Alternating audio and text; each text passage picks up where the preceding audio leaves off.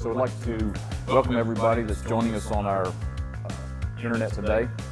The class that you're joining is actually in progress for the last little bit, but we're going to be doing some tips for tool changer health, if you will. So you guys this morning have been doing push out and all those things in terms of replacing a spindle. So on this particular machine, we're going to talk about it in terms of things that our customers can do to check the health of their tool changer, things that will be a detriment to cam boxes and pockets and all those sorts of things. So the push out is going to come back around again. So for those of you that are joining us on the web, we need two things to do this. One is a simple aluminum block, preferably, I don't know, at least 3, 4, 5 inches. And we need a tool holder that's solid. We don't want one that's got a screw-on cap on it because we are going to push this against the block. So let's get us in manual mode here.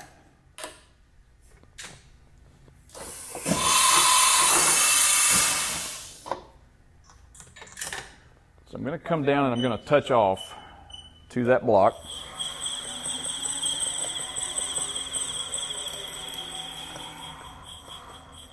This is a check that you can do anytime. It's a really good check. So if you do have a tool changer problem and you call in a service tech, this is probably one of the first things you'll see him do.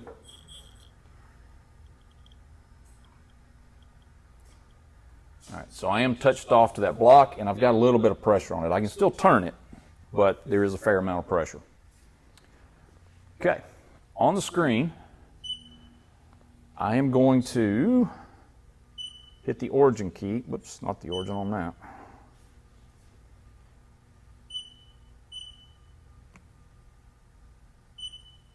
It's not the one I want.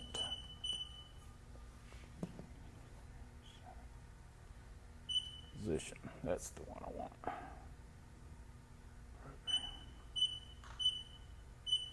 So on the operator page, if I push origin, it will zero that Z-axis. I'm going to raise that axis 100 thousandths. And I don't know if you can see it very well on the camera, but our operator page here is showing 100 thousandths. Now I need for that block to be clamped tight at 100.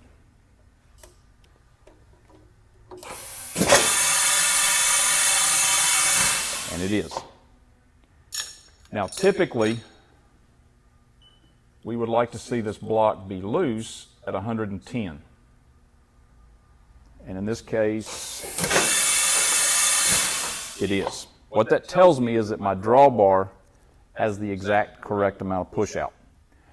Now Haas did make a change several years ago. If your tool release piston has a single switch on it, so it doesn't have a clamp and unclamp switch, just the clamp switch. If that is the case, that window is actually 80 to 130. Okay? So as long as I'm tight anywhere between 80 and 130, I'm okay. All right, so let's say that we're outside of that range. Well, the drawbar push out is going to occur when this double arm comes over underneath that tool. If we are pushing out and the tool is not completely releasing, then when the arm goes to move, we're going to get a pop, we're going to start pulling or pushing on that double arm.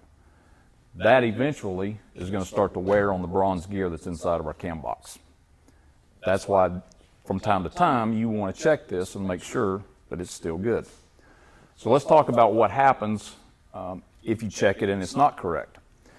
So right here I have a spindle. It's very similar to the one that's in this machine. The tool release piston is actually pushing right here on this ring. Okay? If you see that your push out is incorrect, one of two things is probably happening. Either the drawbar, which has Belleville washers on it, is beginning to collapse, or this ring has come loose. Okay? So this is what the drawbar looks like. And I think on this particular one, there's 77 Belleville washers. The range for that is 1,460 to 2,300 pounds. Okay. So the first check that I'm going to make is with a drawbar force gauge. So anybody with a machine shop needs to have one of these tools on hand. It's a great tool to check the drawbars with. So let's assume that ours was off.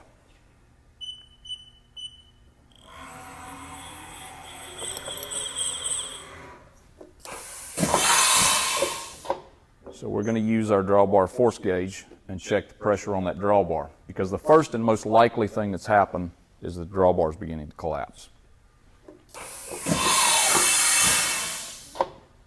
So ours shows to be at about 1,900 pounds. Again, the range here on this particular machine is 1,460 to 2,300. So there's absolutely nothing wrong with that. Now, even though it's acceptable to be at, let's say, 1,500 pounds, if I were to see that, that tells me at least one or two of these washers is starting to crack and degrade. And you will find that the drawbar dies pretty quickly after that.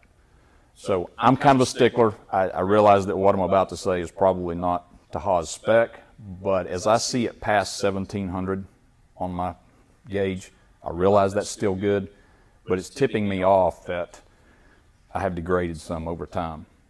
And it's very likely that at least one of those washers is cracked. And they tend to be like dominoes. Once they start, more and more of them will crack. We have done tests on these drawbars over time, and it tends to stay even for a long period of time. And then when it starts to drop off, it drops off quickly. Okay, so keep that in mind. So in our case, it checks perfectly fine. But we're going on the premise here that our push out was wrong. So the other thing that we want to check is this ring. So if you've got this panel off here, this ring is going to be right here. If you can reach in and wiggle that ring, that could be where the lost motion went that's causing your push out to be incorrect, because our tool release piston is setting on this and then pushing out. Make sense? All right. Those are the two most likely things to have happen. Either these pins are worn and the ring is moving, or the drawbar is beginning to collapse. Now there is a third option here, but this applies mainly to if the spindle's being replaced. There are shims, and this is what the shims look like for the inline spindle. These shims go underneath the block that pushes on this ring. Okay? Please do not go here first, because the reason that it's off is either because this ring has come loose or the drawbar has collapsed. If you're going here first, you're going to make a mistake and this problem could get worse.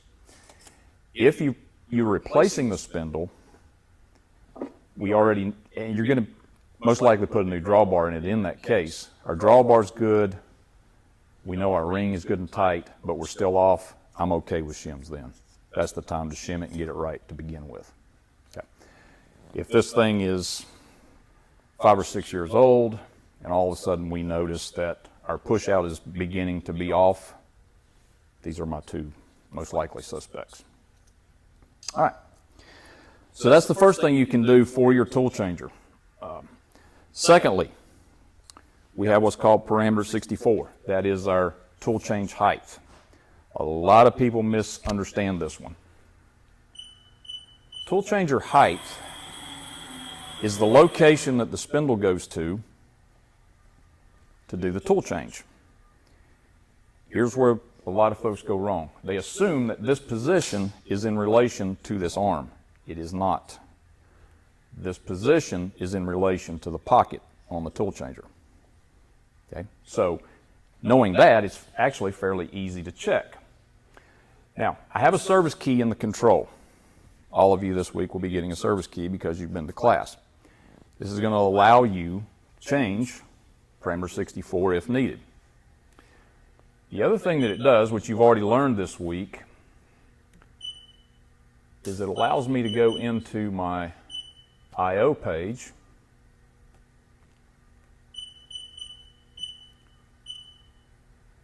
allows me to find the output for pocket up down. If I change that to a 1, I can move the pocket. All right. So I'm going to put a tool in that pocket. It's easier if I go around back.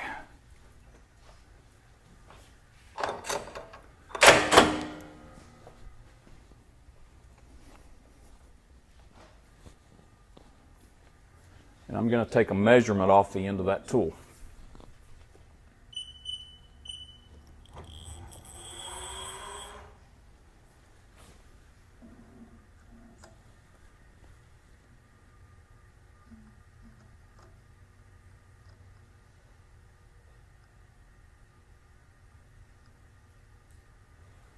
So we're reading 0 off the end of that tool, and we're at about 125 thousandths of total movement.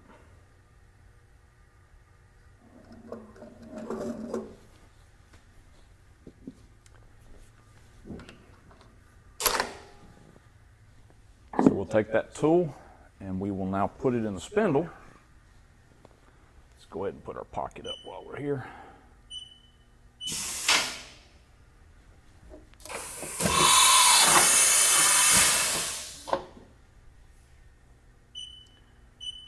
You guys remember where tool change height is?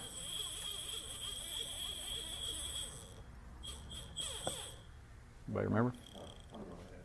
Z-axis, 0, right?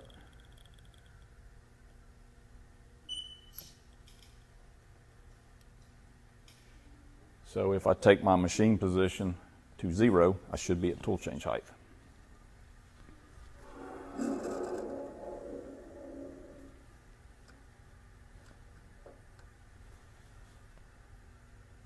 And I'm at about 3 thousandths different than I was on that side. So that's perfectly fine. So what I've just determined was, okay, the Z-axis is in the right place to do the tool change. If I see that the arm is moving or something's binding, it could be because the arm's bent. But it's important that this location match the pocket location.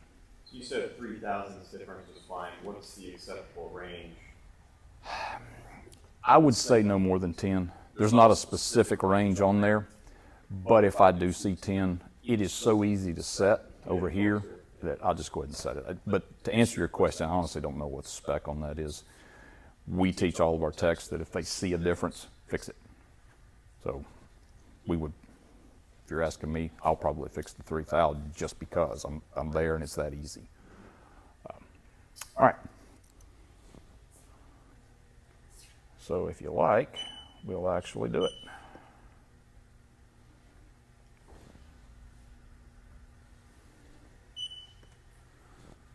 So it was actually less than 3 thou. It was actually 1.5 thou.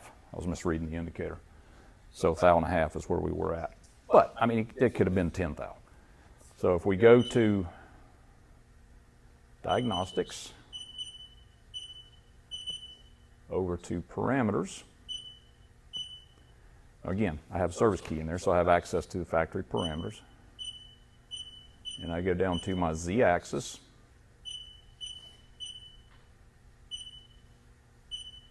You'll see what used to be parameter 64. Z-axis tool change offset.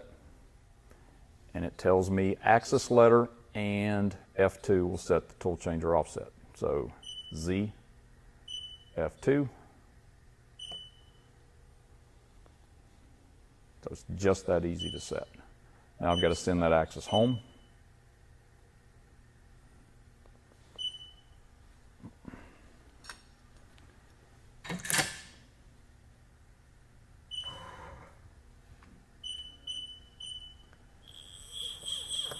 So now if I bring it back down to 0 on machine position,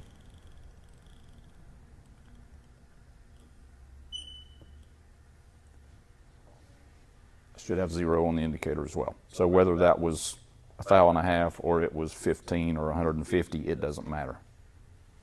Set it, it's easy to do.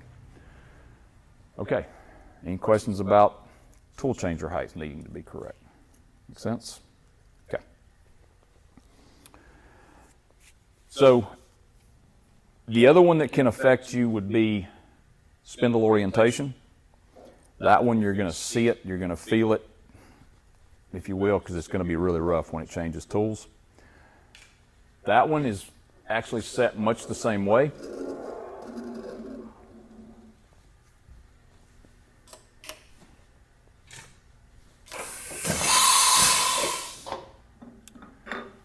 But I am going to show you just a little bit of a trick to this.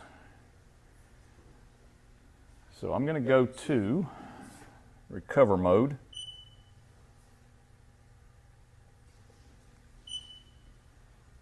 And manual. This is going to allow me to move the arm around.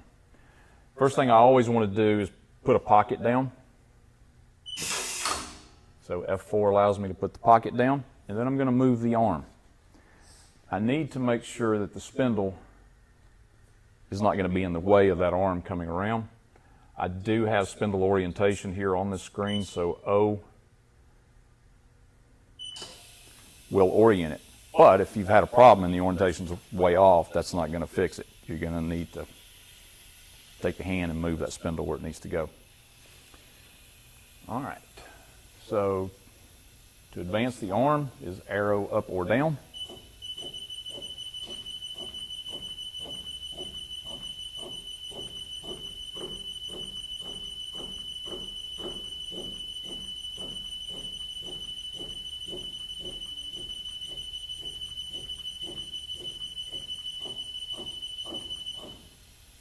So I'm looking for the double arm to be at clamp, unclamp position. That's verified on the screen there.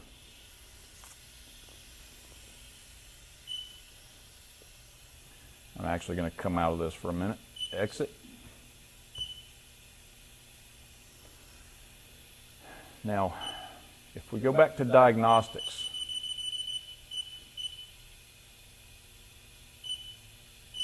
you guys will remember on the classic control, you had debug mode where you could see all of the raw data. We have the same thing on this control. It's under axis. So your spindle is listed over here. And if you look at it, you'll see Z-channel travel for your spindle. This is an easy way to set the orientation.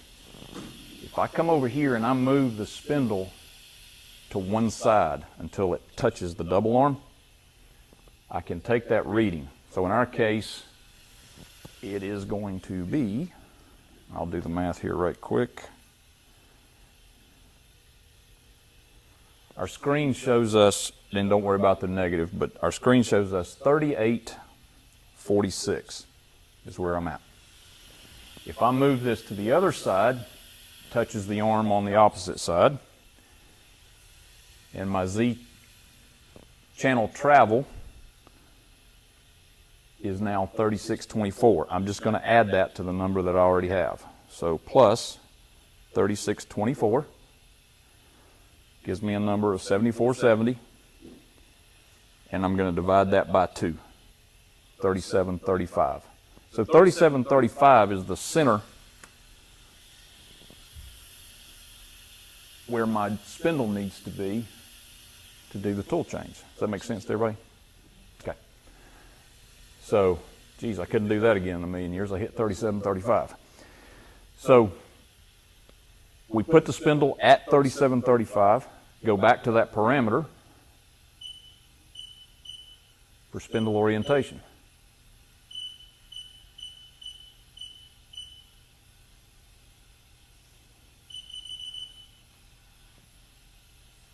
Now, this one's already at 3735, so it is set correctly. But if I needed to set it, it tells me here on the screen, axis letter in F3 will set spindle orientation. So S, F3, yes. Now my parameter's set. Okay. Not something that's likely going to be happening to your machine on a weekly or monthly or even possibly yearly basis. What I'm getting at mainly here is these are checks that you can make, because when these things get slightly off, this is the piece that pays the price for that. All right, so let's go ahead and recover this thing while we're here, and we'll let it do an auto recovery. And it says no.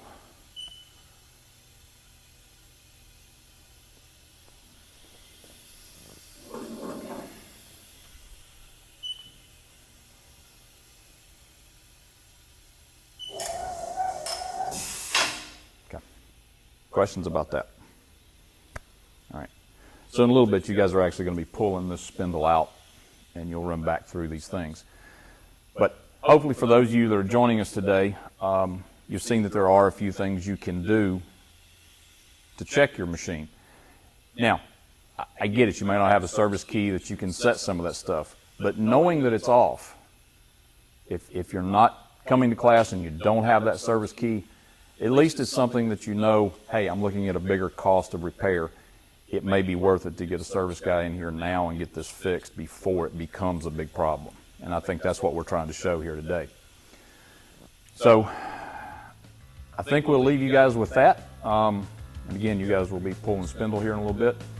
If any of you on the web have any questions for us, I'll be joining you here just in a few minutes to answer any of those questions. But we appreciate you tuning in and joining us today. So thank you.